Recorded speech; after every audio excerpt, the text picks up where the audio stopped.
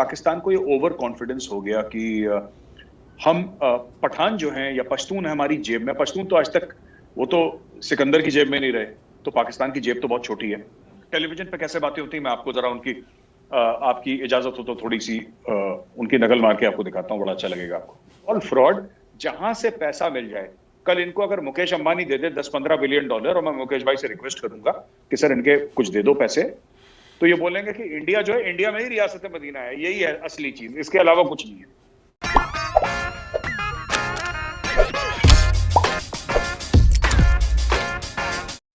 नमस्कार दोस्तों, about India channel पर एक बार फिर से आप सभी दर्शकों का स्वागत है। इस वीडियो में आप ये देखोगे कि दोस्तों मेजर गौरव आर्या ने पाकिस्तान की उसकी असली औकात बताई है। उसने बताया कि उसने बलोचों पर और पश्तूनों पर कितना अत्याचार किया। उसके साथ में दोस्तों इमरान खान की रियासत मदीना की पोल खोलते हुए इस वीडियो में बताया गया है मेजर द्वारा कि उनको कहीं से भी भीख मिल जाए, कहीं से भी उनको पैसे मिल जाए, वही उनकी रियासत मदीना है। कल को अगर मुकेश अंबानी जी उनको पैसे दे देते हैं तो भारत भी उनकी रियासत मदीना जिससे वो इतनी नफरत करते हैं। तो दोस्तों इस वीडियो में जो भी आपके विचार हों वीडियो को देखने बाद उसको कमेंट बॉक्स में ज़रूर लाएँ। तो चलिए दोस्तों वीडियो को शुरू करते हैं। शुरू करते हैं तालिबान से। आपको कैसी सूरत नजर आ रही है आने वाले दिनों में? आने वाले दिनों में मुझे तो लगता है ताहिर साहब, देखिए अगर तालिबान फातेह हो भी गए और काबुल पर उन्होंने राज कर भी लिया तो ये दूसरे किस्म का तालिबान है। तालिबान ने 20 साल जो ये गुफाओं में रहे हैं, जंगलों में रहे हैं, सहराओं में रहे हैं, तो तालिबान ने कुछ ना कुछ तो सबक सीखा है। और वो 3 किस्म के सबक सीखे हैं तालिबान ने। पहली चीज ये कि जो पुराना तालिबान था अब वैसा ही तालिबान दोबारा नहीं चलेगा। दूसरी चीज है अलकायदा जैसे ग्रुप्स के साथ तालिबान को ये पता है कि अगर इन्होंने दोबारा पार्टनर करा तो अमेरिका को कुछ करने की जरूरत नहीं, सिर्फ बॉम्बिंग के ही थ्रू वो तालिबान को वापस गुफाओं में भगा सकते हैं। और तीसरी चीज मुझे लगता है कि थोड़ा बहुत तालिबान ने ये सीखा है कि दुनिया को चाहिए क्या। वो जो स्टोन एज की बात करते हैं ना कि मतलब हम लोग आज से 1500 साल पहले की जिंदगी, वो अब चलेगी नहीं और तालिबान वाले समझ चुके हैं। तो वो लोगों से बात करते हैं। इसीलिए तालिबान ने साल भर पहले भी बोल दिया था कि भाई हिंदुस्तान हमारा हमसाया है और हम उसको पाकिस्तान के प्रिज्म से नहीं देखते, हमारी उनके साथ रिश्ते अलग हैं। पाकिस्तान का उल्टा मामला है, क्योंकि पाकिस्तान ने तालिबान नियरली बनाया ही कह लीजिए। पाकिस्तानी फौजी उसमें थे शुरू में, जो कि जिन्होंने तालिबान का गठन करा और तालिबान को जन्म दिया। और भी लोग थे जो तालिबान से एसोसिएटेड थे पाकिस्तानी आर्मी के। तो कहीं ना कहीं पाकिस्तान को ये ओवर कॉन्फिडेंस हो गया कि हम पठान जो हैं या पश्तून है हमारी जेब में। पश्तून तो आज तक वो तो सिकंदर की जेब में नहीं रहे, तो पाकिस्तान की जेब तो बहुत छोटी है जो ये समझ ले कि हम देखिए पश्तूनों से जीतने का सिर्फ एक ही तरीका है और वो तरीका हिंदुस्तान को आता है। पश्तूनों से आप तभी जीत सकते हैं जब आप उनसे दोस्ती कर लें, ठीक है। आप लड़के पश्तूनों को हरा नहीं सकते।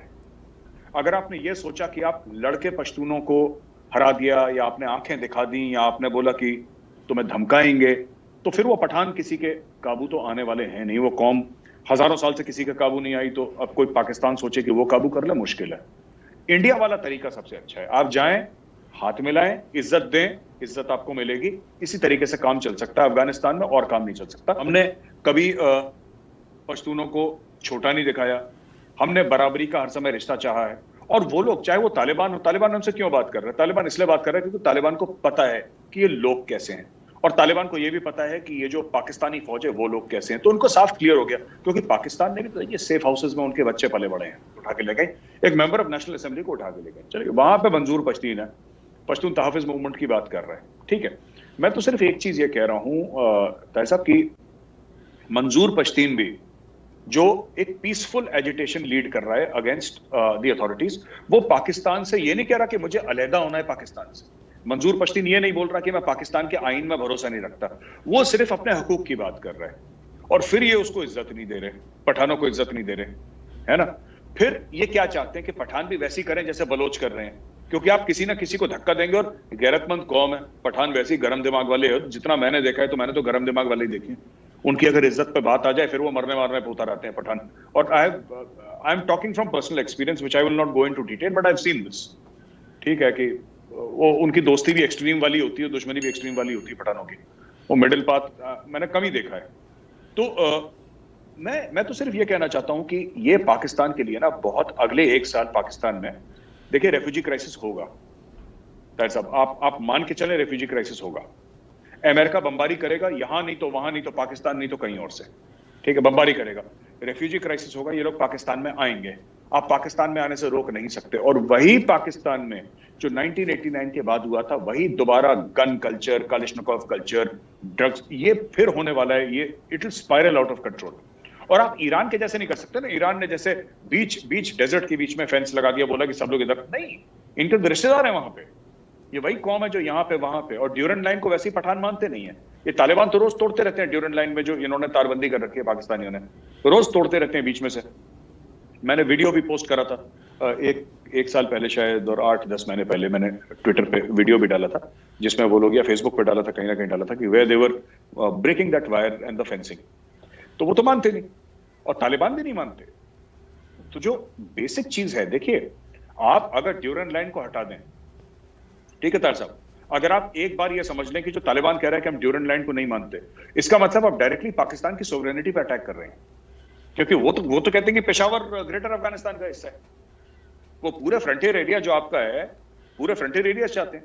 अच्छा, दूसरी एक और चीज है, बलोचिस्तान में 60% से ज्यादा पॉपुलेशन है वो पश्तून है, वो बलोच है ही नहीं।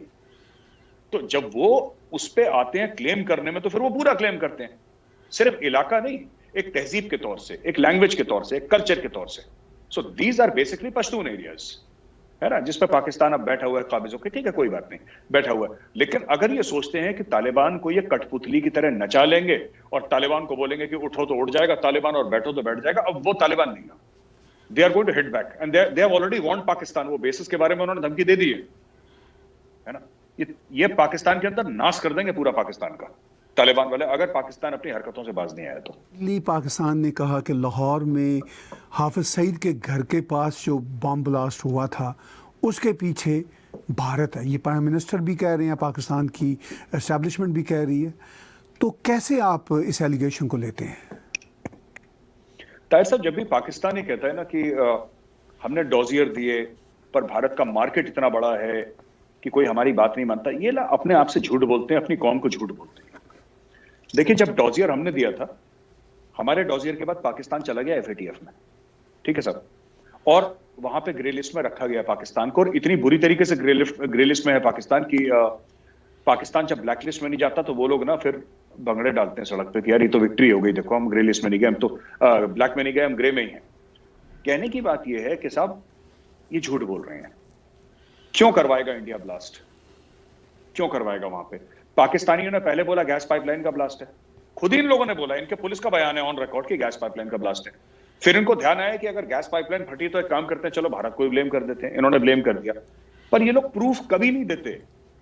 ये लोग, पता है ताहिर साहब कैसी बात करते हैं, आपको शौक लगेगा। मैं इनके मीडिया में देखता हूं और इनके जनरल्स को बात करते हुए, पता नहीं क्या लो IQ है या दिमाग नहीं है, मुझे नहीं पता क्या, मुझे कहना नहीं चाहिए, बड़े सख्त अल्फाज हैं, लेकिन मुझे लगता है कि कुछ है कमी कहीं पे। और मैं बताता हूं, जैसे हमने जब बॉम्बे पे जो 26/11 हुआ था, जब हमने प्रूफ दी थी, या हम कभी प्रूफ देते हैं पाकिस्तान में जो टेररिस्ट कैंप्स हैं, हम सर ग्रिड रेफरेंसेस जो होता है ना, लैटिट्यूड लॉन्गिट्यूड, जो ग्रिड रेफरेंसेस होते हैं, ग्रिड रेफरेंसेस के साथ, बंदे के नाम के साथ, राइट, उसका ये मोबाइल नंबर है, उसका ये उसका बैंक अकाउंट नंबर है, वो इस घर में रहता है, इस घर के अंदर जाके देखिए, हमारी ये इंटेलिजेंस है। हम एक पूरा डॉजियर बना के देते हैं, उसमें मोबाइल फोन की रिकॉर्डिंग, राइट। पाकिस्तान क्या कहता है कि पाकिस्तान टेलीविजन पे कैसे बातें होती है, मैं आपको जरा उनकी आपकी इजाजत हो तो थोड़ी सी उनकी नकल मार के आपको दिखाता हूं, बड़ा अच्छा लगेगा आपको। वो कहते हैं कि जनाब, सबको पता है कि इंडिया इसमें मोहम्मद लफ्ज है, आपको भी पता है, मुझे भी पता है, इनको भी पता है, सबको पता है, तो इसका मतलब इंडिया लफ्ज है, क्योंकि वहां पे टीवी पे 3 पैनलिस्ट बैठे हैं, सबको पता है। ये कौन सा लॉजिक होता है? आप देखिए, मोईद यूसुफ और DG ISPR प्रेस कॉन्फ्रेंस करते हैं, या फिर शाह महमूद कुरैशी और DG ISPR एक प्रेस कॉन्फ्रेंस करते हैं। वो कहते हैं साहब यूपी में 60 टेररिस्ट कैंप हैं, हरियाणा में 35 हैं, किधर हैं, किधर हैं? कोई लोकेशन नहीं सर, कोई ग्रिड रेफरेंस नहीं, कोई बंदे का नाम नहीं, ऐसी।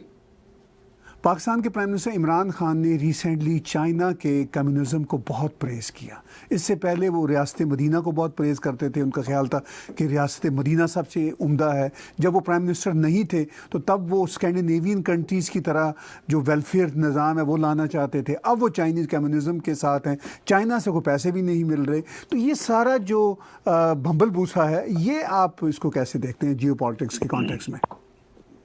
ताहिर साहब, ये जो चाइना के निजाम पे पहुंचे हैं ना, ये था सऊदी अरेबिया से, मदीना से होते हुए, ये डायरेक्टली चाइना नहीं पहुंचे। ये via Iran, via Malaysia, via तुर्की, बीच में इन्होंने एर्तुगरुल गाजी भी देखा सर।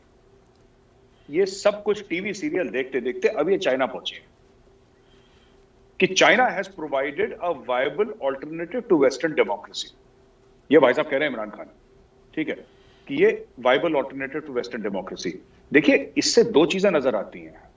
वो जो रियासत मदीना बात, वो तो फ्रॉड आदमी है इमरान, लेकिन ताहिर साहब आपको एक बात समझनी पड़ेगी। ये दिखाता है कि इमरान खान की सोच क्या है। He has dictatorial tendencies, Imran Khan की डिक्टेटोरियल टेंडेंसीज हैं, वरना चाइना को कोई अच्छा बोल नहीं सकता। ठीक है, चाइना की इकोनॉमी जबरदस्त है, कोई डाउट नहीं कर रहा। चाइना दुनिया का मैन्युफैक्चरिंग हब है, कोई डाउट नहीं कर रहा। चाइना एक इकोनॉमिक सुपर पावर है, कोई डाउट नहीं कर रहा। चाइना का दुनिया भर में रसूख है, दुनिया भर में चाइना की रीच है, कोई डाउट नहीं कर रहा, कर भी नहीं सकता। वो जमीन पे दिख रहा है, we can not doubt it. पर अगर आप ये बोलें चाइना में कि चाइना के अंदर, ठीक है, आपको रियासत मदीना से अगर आप कंपेयर करें, और उसने कंपेयर ही कर लिया, कल तक रियासत मदीना के गाने गा रहा था। और टीवी एंकर्स हैं, मैं नाम भूल गया उसका भी नाम इमरान ही है, एक बंदा है टीवी एंकर पाकिस्तान में, इमरान समथिंग है उसका नाम। He shares the same name as Imran Khan, but I don't know his last name, मुझे नहीं पता।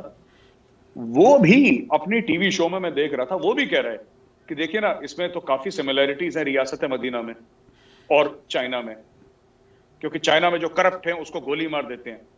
अरे ये यानी कि ये इन्होंने एक बार भी नहीं सोचा कि रियासत मदीना, जो कि हर मुसलमान के लिए एक आइडियल स्टेट था, जिसको मानते हैं कि वो पहुंचने वाला एक लेवल है जहां पे सबको पहुंचने की कोशिश करनी चाहिए। रियासत मदीना अगर ये किसी को कहते, तो आप एक बात बताइए, क्या अपने सिटीजन्स के लिए, जो अरब स्टेट्स हैं वो अपने सिटीजन के लिए ताहिर साहब कुछ नहीं करते? क्या यूएई में स्ट्रिक्ट पनिशमेंट नहीं है डेथ की for drug peddling and all that? क्या सऊदी अरेबिया में अब इनकम टैक्स फ्री करके अपने लोगों के लिए एक बढ़िया मकाम नहीं दिया सऊदी अरेबिया में लोगों ने? क्या दुबई कतर ने नहीं करा? उन्होंने बात वहां की नहीं करी, उन्होंने चाइना की बात करी, क्योंकि अरब अब इनको मुंह नहीं लगाते, मुंह तो कह रहे हैं इनको चाइना भी नहीं लगाता, बट ये अब चाइना की बात करें तो ये दिस इज ऑल फ्रॉड। जहां से पैसा मिल जाए, कल इनको अगर मुकेश अंबानी दे दे 10-15 बिलियन डॉलर, और मैं मुकेश भाई से रिक्वेस्ट करूंगा कि सर इनके कुछ दे दो पैसे, तो ये बोलेंगे कि इंडिया जो है, इंडिया में ही रियासत मदीना है, यही है असली चीज, इसके अलावा कुछ नहीं है।